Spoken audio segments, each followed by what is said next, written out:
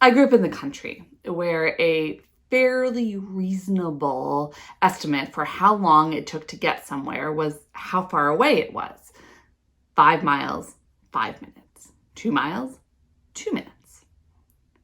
A few years after moving to Schenectady, I discovered that I was inherently annoyed at stoplights, at every stoplight, because in my internal narrative, they kept me from getting where I was supposed to be in the time frame that I thought was reasonable. And it is okay to laugh at me. Once I realized it, though, I was able to change my narrative. While they are not the only way to do so, stoplights exist to keep us safe and to care for conflicting needs. They're a part of communal use of shared space. They are not there to slow me down, how arrogant, but rather to keep things going for everyone. And that was all it took. I stopped being annoyed at every stoplight. I stopped taking them personally. I started accounting for them. And mostly I let them just be without being in tension with them. This is not a story I am proud of. I sound impatient and self-centered. But I'm telling it because I hope that it is a story that has some resonance. The narratives we tell ourselves have a really big impact on our perceptions of reality, not to mention our emotional responses to that reality. I also mention the story because I think it has something to do with abundant life, or life with God, or a spiritual life, or life eternal, or participating in shalom, all of which are exactly the same thing as far as I'm concerned. Much of life is out of our control, and the way we respond to it is going to impact us and those around it. And often it's easier to just focus on what we can control, right? To talk about what we can do together, or focus on what we can do with God, to dream about change and to work towards justice. And I like those topics a lot. But the truth is that there are also a lot of things we can't control. And that's really hard. I mean, really hard, because we cannot control how long we live or when we die, nor how long those we love live or when they die. Really hard. We cannot control other people or their choices. Really hard. We cannot control or change our own past and its traumas. We cannot control how other people treat us. Most of us can't really control our income streams and whether or not they are sufficient. There are a lot of things we can't control, and they are genuinely, really hard. And when we are facing the things we can't control, the only control we have is how we respond, which can feel too small. But actually, it's a huge deal, because truly, I can spend my days annoyed at stoplights or not. And the only thing that changes is my level of annoyance. When I read wise spiritual teachers, I am rather shocked at how often they talk about dishes. For such a mundane task, spiritual teachers seem to love talking about it. I think this is because spiritual teachers tend to think that life abundant is in the actual lives we live. I recently came across this story attributed to a John Perricone, about whom I know nothing. But he says, several years ago, I invited a Buddhist monk to speak to my senior elective class. And quite interestingly, as he entered the room, he didn't say a word. That caught everyone's attention. He just walked to the board and wrote this: everyone wants to save the world, but no one wants to help mom do the dishes. We all laughed, but he went on to say this to my students: statistically, it's highly unlikely that any of you will ever have the opportunity to run into a burning orphanage and rescue an infant.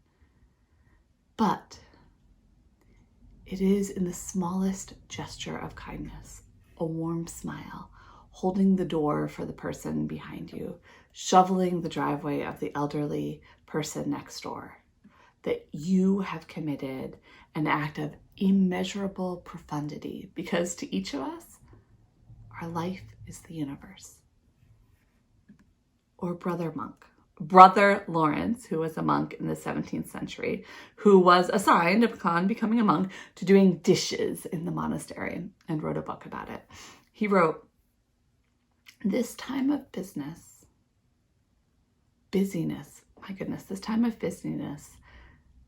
does not with me differ from the time of prayer.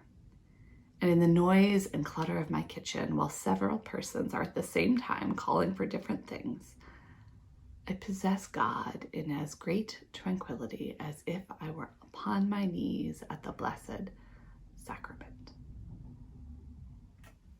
Many others are on this dishes bandwagon too.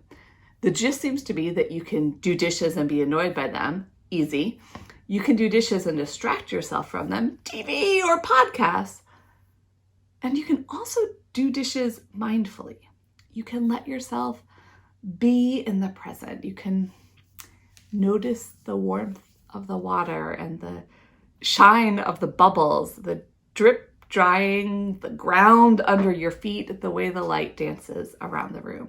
You can do dishes and be alive.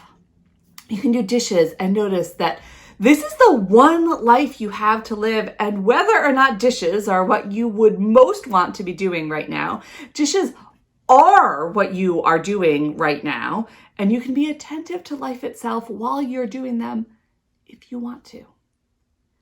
You can notice how your body's feeling and attend to emotions and see what stories are going through your head and see if peace is at hand. Dishes can be a conduit to a full life because a full life can be lived while doing dishes, or because life is life and it involves a lot of dishes. Minor confession, in our home, I'm not the one who does the dishes. But the good news is that dishes are just one of many mundane domestic tasks. This seems like it can apply to cooking and cleaning and grass cutting and grocery shopping, to name a few. A writer named Matt Haig, who I believe is an atheist, says, to be calm becomes a kind of revolutionary act. To be happy with your own non-upgraded existence, to be comfortable with our messy human selves would not be good for business. Peace. Peace isn't good for business, but it is great for abundant life.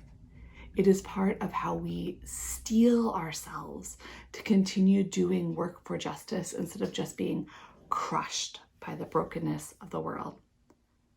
Our texts today take on big topics: God's grace, God's blessings, peace, which is shalom, which is communal well-being and shared abundant life, living as God asks us to, learning.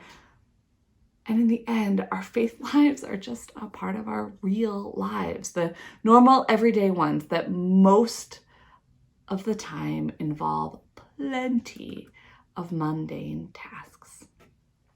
Most of us, most of the time, aren't pursuing shalom in big and glorious ways. We're trying to find it in the midst of what already is. Most of us, most of the time, aren't experiencing blessing in big, loud ways either. They're sort of quiet, most blessings. But this is what we're aiming for, the gifts of God, peace. Peace I leave with you, not as the world gives, but I give it to you. Shalom, abundant life. This is what life with God is supposed to be about. And there are a lot of ways of getting there, but it seems to me they sum up into two imperative and interconnected pieces. Be present in your own life often. And be present in relationships. That's where it all is. Presence in relationships. That is abundant life. Relationships with others and with God, and while we're at it, even relationships with ourselves, which I think is just another way of saying being present to our own lives. When we look, Jesus was all about relationships. His whole ministry was spending time with people and helping people connect with each other. The Bible itself is about how to build societies full of good relationships. And good lives, we know, are the ones filled with good relationships with God, or spirituality. And I'm saying this to a congregation where people are struggling because, number one, being together with those we love still isn't safe, and that just hurts our hearts. And number two, many people are just so overwhelmed with life and its demands that they aren't able to find the time for the relationships they value. And it is not my intention to place additional burdens on those who are already struggling. But I do wish to remind you to use the control you have to move your life towards connection and relationship. And I'm going to go back to the beginning. The things you can't control, you can at least change some of the narrative on. There just isn't much value in spending life being annoyed at stoplights. In fact, you could take stoplights as an invitation to pray, or to listen to emotions, or to stretch, or just breathe. It's probably one of the easy way forwards towards abundant life. May we together find lots of others. Amen.